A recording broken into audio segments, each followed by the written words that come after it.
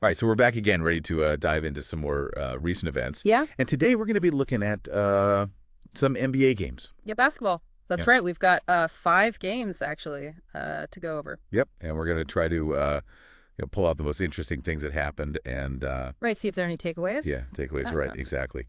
And the 5 games we're going to be looking at today are Portland Trail Blazers against Cleveland Cavaliers, Sacramento Kings against the Oklahoma City Thunder. Okay. We've got Utah Jazz versus the Memphis Grizzlies. Okay. Houston Rockets against the Atlanta Hawks, Okay. and the New York Knicks versus the Dallas Mavericks.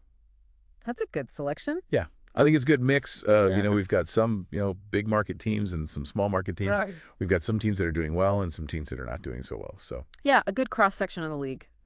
yeah, and the idea here is that, instead of just like listing the scores or, just giving like a really basic overview, we want to kind of like dig into like what actually happened in these games.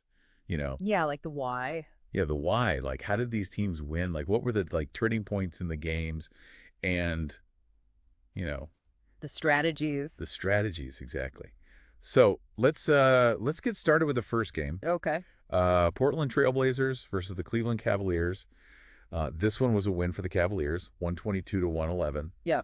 And looking at this game, it seemed like the Cavaliers just had really great offensive execution. Yeah, their offense was really clicking in this one. Yeah, and it wasn't just about like scoring a lot of points. Right. It was about how they scored the points. Like they were using the pick and roll really effectively. Yeah, Donovan Mitchell was especially dangerous in the pick and roll. Yeah, he was great. And they were getting a lot of open shots because the Blazers just couldn't keep up with their movement. Right. It felt like they were always a step ahead. Exactly. And so, you look at the box score and you see that the Cavaliers shot a really high percentage from the field. Yeah, they were shooting lights out.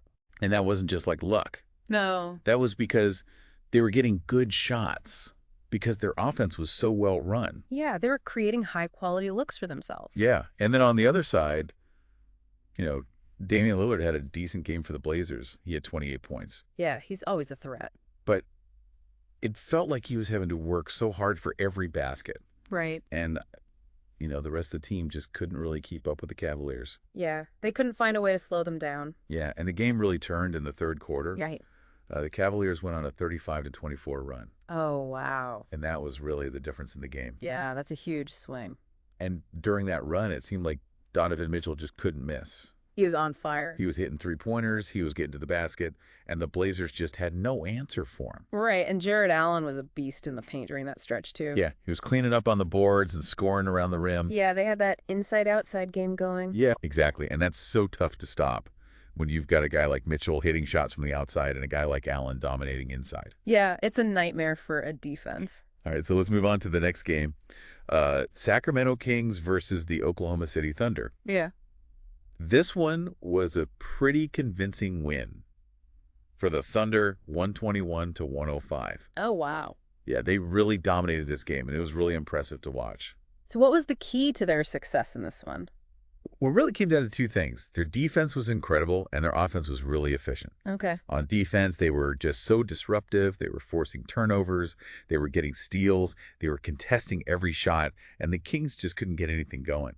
Yeah, it sounds like they just shut him down. They really did. Yeah. And then on offense, they were moving the ball so well. They were finding the open man. They were making the extra pass, and they were making their shots. So it was a really balanced effort. Yeah, exactly. And Shai Gilgeous-Alexander had another great game. He had 29 points and 7 assists. Wow. But it wasn't just about his scoring or his playmaking. Mm. It was about how he controlled the game. He was making the right decisions. He was setting up his teammates. And he was just a leader on the court. He makes everyone around him better. Yeah, he really does. And the Thunder's defense was just so impressive. They forced 18 Kings turnovers. 18. Yeah, and those turnovers led to 24 points for the Thunder. Wow, that's a big difference. It is. It's huge. And it's just a testament to how well they were playing on that end of the floor. So how were they generating so many turnovers?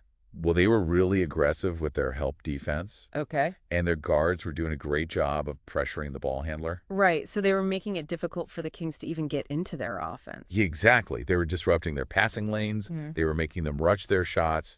And they were just making life really difficult for them. And that can be so demoralizing for a team. Yeah, it can. And it really seemed to take the Kings out of their rhythm. So when did the Thunder really take control of the game?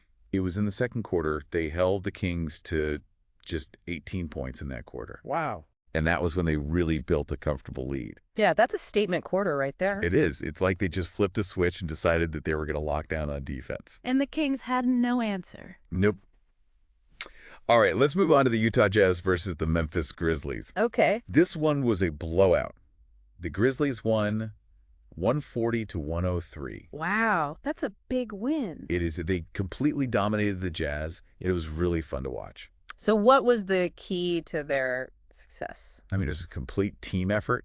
They were playing so well together. They were moving the ball. They were making shots, and they were playing great defense. It sounds like they were firing on all cylinders. Yeah, they really were. And Ja Morant had an incredible game. He had 38 points and 10 assists. He's such a dynamic player. He is. He's so much fun to watch. And, he can score, he can pass, he can do it all. But, what was really impressive about this game was that it wasn't just the Ja Morant show. Right. The Grizzlies had 6 players score in double figures. Yeah, so it was a really balanced attack, and that makes it so hard to defend. Yeah. Because you can't just focus on stopping one guy. Yeah, everyone's a threat.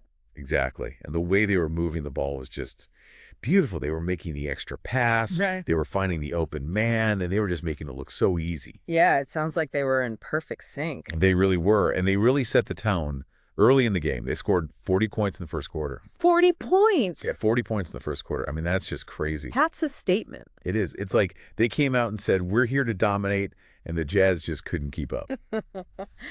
Yeah, that's tough to come back from. All right, let's move on to the Houston Rockets versus the Atlanta Hawks. Okay. This one was a much closer game. The Rockets won 121 to 114, but it went down to the wire. Oh, so a nail biter. Yeah, it was a really exciting game to watch, and it really came down to some clutch plays in the final minutes. So who stepped up for the Rockets? Well, Jalen Green had a huge game. He scored 31 points, and he was just making big shots all night. He's got that scoring touch. Yeah, he does, and he was really the difference maker for the Rockets in this game. Did they get much help from the bench? Yeah, actually, the bench was really important at this one. They scored 45 points. Wow, that's huge. Yeah, it was. And it really helped to keep them in the game when some of the starters were struggling. What about the Hawks? Well, Trae Young had a good game. He scored 35 points. Yeah, he can fill it up.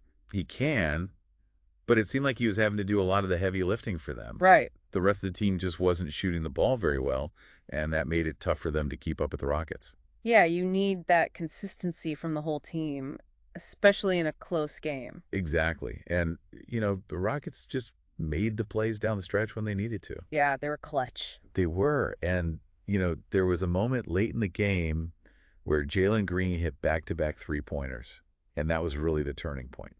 Wow, so he just took over. He did. He was incredible. And that was really the difference in the game. So the Rockets got the win thanks to some heroics from Jalen Green. Yeah, he's the star of the show. All right, let's move on to our final game. The New York Knicks versus the Dallas Mavericks. Okay. This was a good win for the Knicks. They won 128 to 113. All right. And you know what was really impressive about this win? It was a total team effort. Oh, nice. They had balanced scoring, they played great defense, and they just looked really good out there. That's always a good sign. It is. And, Julius Randle had a big game. He had 32 points and 12 rebounds. He's a force. Yeah, he was really dominant in this game. And you know what else was really impressive? What's that? They held Luka Doncic to just 25 points. Wow, that's impressive. Luka's one of the best players in the league. He averages over 30 points a game. He's hard to stop. He is so... For the Knicks to hold him to just 25 points, that's a big accomplishment. How do they do it? Well, they're really physical with him. They were double-teaming him. They were forcing him to take tough shots, and they just made it really difficult for him to get going. Yeah, that's a good strategy against a player like Luka. It is. And, the Knicks' defense was just really good in this game. They were active, they were communicating, and they were just making life difficult for the Mavericks. So when did the Knicks really take control of this game? It was in the third quarter. They held the Mavericks to just 20 points in that quarter. Wow, that's lockdown defense. Yeah, it was. And that was when they really built a lead and took control of the game. Yeah, that's a big swing. So, yeah, overall, a really impressive win for the Knicks. So looking back at all 5 of these games, are there any common threads or takeaways that stand out to you? Yeah, I think one thing that really jumps out is the importance of team basketball. Right. Like in the games that we saw where teams were really clicking on offense and playing well together, those teams tended to win. Yeah, it's hard to beat a team that's in sync. It is. And, we saw that with the Cavaliers, with the Grizzlies, with the Knicks. They were all moving the ball. Well, they were finding the open man, Yeah. and they were making shots. And it's not just about offense, though, right? No, you're absolutely right. Defense is just as important. Yeah. And we saw that with the Thunder and the Knicks. Their defense was just so suffocating. They were making it so difficult for their opponents to score, and that was a big reason why they won. Right. And it seemed like the teams that were really locked in on defense were also the teams that were playing with more energy and intensity. Yeah, I think you're right. There's definitely a connection there. And then, we also saw how important clutch plays can be. Right. Like in the Rockets Hawks game, that game really came down to the wire, and it was Jalen Green who stepped up and made the big shots when it mattered most. Yeah. Those are the moments that separate the good players from the great players. Exactly. So, I think overall, these 5 games were a really good representation of what makes the NBA so exciting. Yeah, it's such a dynamic league. It is. There's so much talent, there's so much strategy, and there's always something to watch for. And I think what's really interesting is that these games might be giving us a preview of what's to come. Yeah, what do you mean? Well, like, think about the teams that were really impressive in these games. Like the Cavaliers, the Thunder, the Grizzlies, the Knicks. Yeah.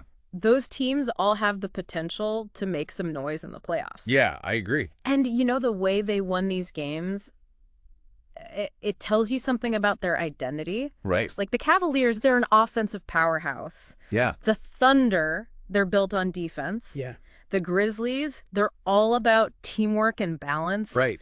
And the Knicks, they're tough and gritty. Yeah. And, those are all qualities that can take you far in the playoffs. Exactly. So Yeah. it's going to be really interesting to see how these teams perform down the stretch. Yeah. I'm excited to see what happens. And you know what else is interesting? But that. Think about those key moments that we talked about. Okay. Like the Cavaliers' third quarter run, the Yeah. Thunder's second quarter lockdown, the Grizzlies' 40-point first quarter, the Rockets' clutch plays down the stretch, the Knicks' third quarter defensive stand.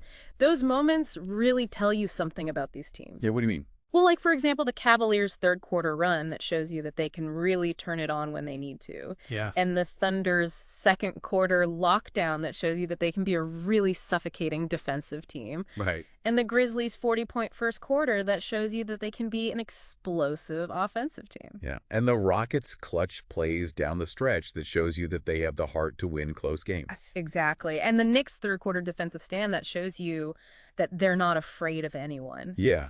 I mean, all of those moments are really telling. They are, and they give you a glimpse into what these teams are capable of. Yeah. And for you, the listener out there, Right. I mean, think about these moments and think about what they tell you about these teams. Right. Like, are these just isolated incidents or are they signs of things to come? Good question. And you know what else I think is really interesting? What's that? Think about how these individual game outcomes might start to hint at potential playoff matchups. Ooh, that's a good point. Like, could we see a rematch between the Cavaliers and the Knicks in the playoffs? I'd love to see that. Yeah, that would be a great series. Or what about the Thunder and the Grizzlies? That would be a defensive battle. Yeah, it would. And, it's still early in the season. All right. But these games are starting to give us a sense of which teams are contenders and which teams are pretenders. Yeah, and you know what? If you're really interested in any of these games, Yeah. go back and watch the highlights or read some more in-depth analysis. Yeah. There's always more to learn. Absolutely. All right, well, that's all the time we have for today. Okay. Thanks for joining us for this deep dive into the NBA. Yeah, it was fun. And we'll be back soon with more insights and analysis. Sounds good. Until then, keep watching those games Yeah, stay tuned. and keep learning. See ya.